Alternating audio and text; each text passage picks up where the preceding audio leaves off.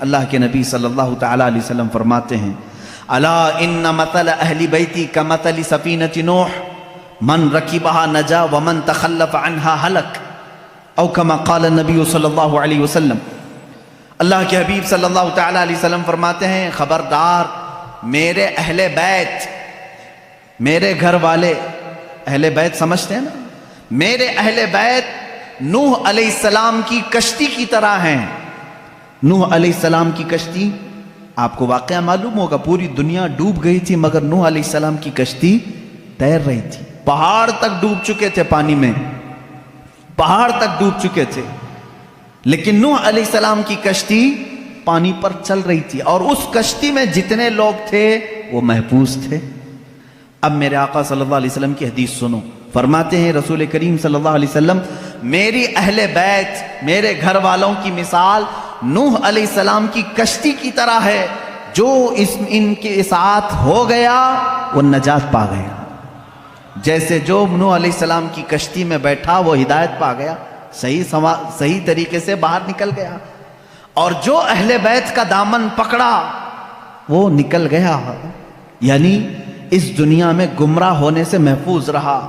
اب دیکھیں اس کو کہا ہے کشتی، حضور اکرم صلی اللہ علیہ وسلم نے اہل بیت کو کیا کہا ہے؟ کشتی، اور صحابہ کو کیا کہا ہے؟ نجم، ستارے۔ ستاروں کی ضرورت اسی وقت ہوتی ہے جب کشتی سمندر میں ہوتی ہے۔ دونوں کی مماثلت دیکھیں سمندر کے سفر میں۔ اب یہاں سے ایک بات سمجھ میں آئی کہ اگر تمہیں سمندر کا سفر کرنا ہے اور تم کہتے ہو صرف تارے دیکھ کر کے میں چلوں گا، ڈوب جاؤ گے۔ تمہیں کیا چاہیے؟ کشتی چاہیے۔ تارے راستہ تو دکھا سکتے ہیں لیکن سمندر پہ چلنا تمہارے بس کی بات نہیں، کشتی پہ سوار ہونا ہوگا۔ اور اگر کوئی بندہ یہ کہے میرے پاس کشتی ہے میں کچھ بھی نہیں دیکھوں گا، خود چلوں گا، وہ سمندر میں بھٹکتا پھرے گا، اسے تارے دیکھنا ہی پڑے گا۔ اس کا مطلب ہوا کہ بغیر صحابہ کے بھی دین نہیں چلے گا، بغیر اہل بیت کے بھی دین نہیں چلے گا۔ تم اگر اہل بیت کی محبت کے دعوے دار ہو تو صحابہ کو بھی ماننا ہوگا، اور اگر صحابہ کی محبت کے قائل ہو تو اہل بیت کا دامن بھی نہیں چھوڑنا ہوگا۔ اسی لیے اعلیٰ حضرت نے فرمایا، یہ دونوں لفظ یاد ہو گئے، کشتی کو ناؤ کہتے ہیں، کشتی کو ناؤ، اور صحابہ کو حضور نے نجم کہا ہے۔ اعلیٰ حضرت فرماتے اہل سنت کا ہے بیڑا پار، اصحاب حضور نجم ہے اور ناؤ ہے عطرت رسول اللہ کی۔ یہ صرف ہم ہیں کہ ہمارے پاس صحابہ کی جماعت بھی ہے اور اہل بیت کی جماعت بھی ہے۔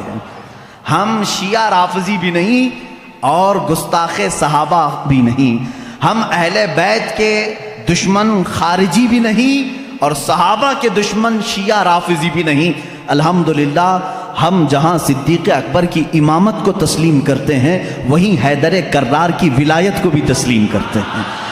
ہم جہاں سیدہ کائنات فاطمۃ الزہرا رضی اللہ تعالیٰ عنہا کو سلام اللہ علیہا کہتے ہیں، انہیں جنتی عورتوں کی سردار مانتے ہیں، وہیں ام المومنین عائشہ صدیقہ کا بھی احترام کرتے ہیں۔ یہ اہل سنت و جماعت ہے جو درمیانی راستے میں ہے۔ میرے عزیزو ذرا ادھر ادھر ہو جاؤ گے تو قدم ڈگمگا جائیں گے۔ کبھی ایسا ہوگا کہ کشتی میں بیٹھے تو ہو لیکن تمہیں تارے نہیں دیکھنے ہیں، نہیں ہم کو صحابہ کی ضرورت نہیں، بھٹکتے رہو گے بھٹکتے رہو گے، کہاں جا رہے ہیں پتہ ہی نہیں چلتا۔ ایسے ہیں آج شیعہ بھی ہیں بیچارے بھٹکے ہوئے ہیں، انہیں پتہ ہی نہیں ہے مغرب میں جانا ہے کہ مشرق میں جانا ہے۔ صحابہ کی اگر ہدایت ساتھ ہو تو کشتی پر بیٹھا ہوا آدمی منزل مقصود تک پہنچتا ہے۔ حدیث پاک ہے اللہ اللہ فی اصحابی، حضور اکرم صلی اللہ علیہ وسلم نے فرمایا اللہ سے ڈرو، اللہ سے ڈرو میرے صحابہ کے بارے میں، میرے بعد میرے کسی صحابی کو گالی مت دینا۔ میرے آقا صلی اللہ علیہ وسلم فرماتے ہیں جس نے میرے کسی صحابی کو گالی دی اس نے مجھے گالی دی۔ اللہ کے نبی صلی اللہ تعالیٰ علیہ وسلم کی شان میں کوئی گالی دینا پسند کرے گا؟ خود حضور اکرم صلی اللہ علیہ وسلم نے فرمایا میرے دوستوں میں میرے صحابہ میں جس کو بھی تم نے گالی دی گویا کہ اس نے مجھے گالی دی۔ آج لوگ اس طرح کی باتوں کو ہلکا سمجھ رہے ہیں۔ بہرحال اس پر میں بعد میں آتا ہوں۔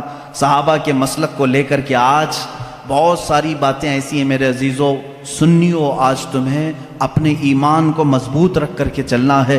اب معاشرے میں جیسے وہابیت کے جراثیم پھیلے تھے پہلے ایک زمانہ ہو گیا، 100 سال گزرنے کو آ گئے، لیکن جہاں سعودی ڈھیلا پڑا وہابی بھی ڈھیلے پڑنے لگ گئے، کیونکہ یہ سارا ریال کا کرشمہ تھا اور سب پورے سعودی ریال اور ڈالر سے چلتے تھے۔ ریال کی ویلیو کم ہو گئی، اب وہ آ بھی نہیں رہے، بٹ بھی نہیں رہے، جس کی وجہ سے فتنہ کم ہو گیا۔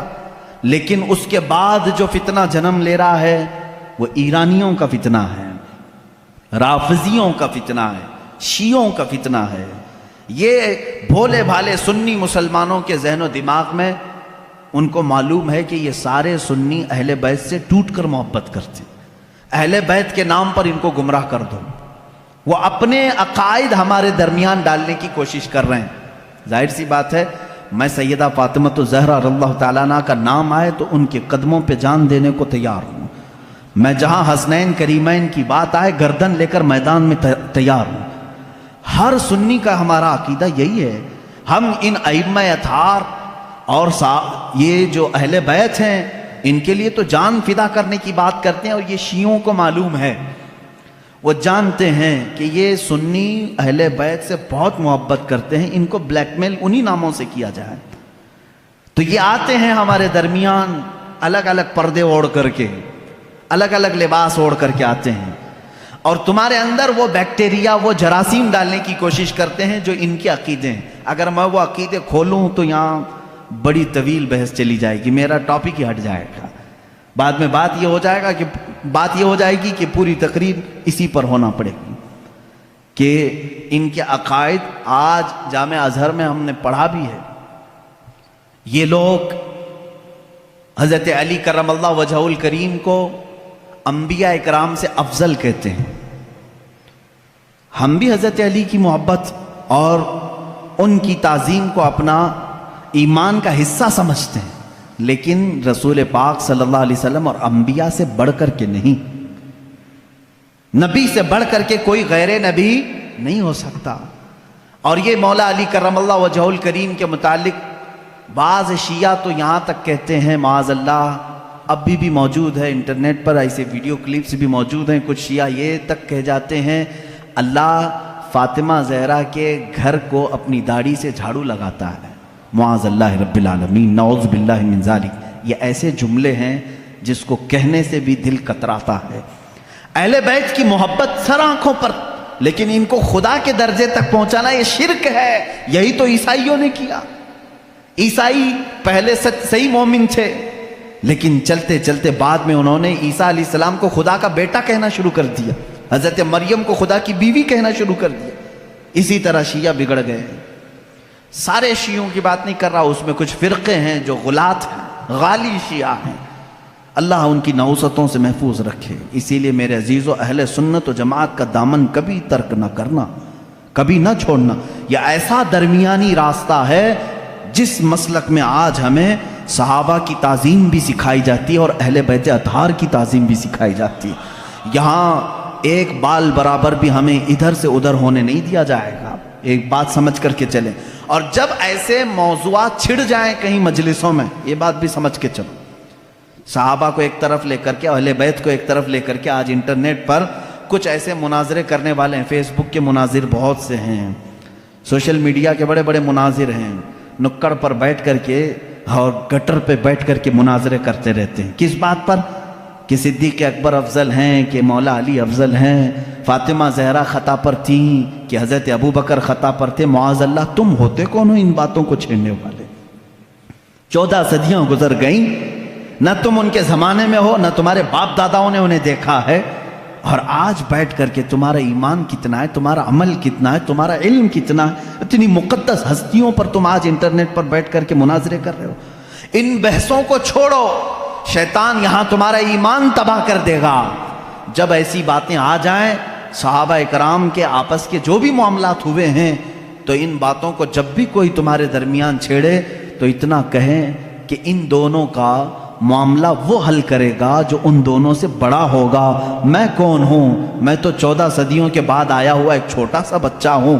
اگر ان صحابہ کے درمیان کچھ معاملات ہوئے ہیں تو اللہ موجود ہے، رسول کریم صلی اللہ علیہ وسلم ان کے سرپرست ہیں، دیکھا جائے گا قیامت کے دن ان کے جو بھی معاملات ہوں گے اللہ ان کا فیصلہ فرمائے گا۔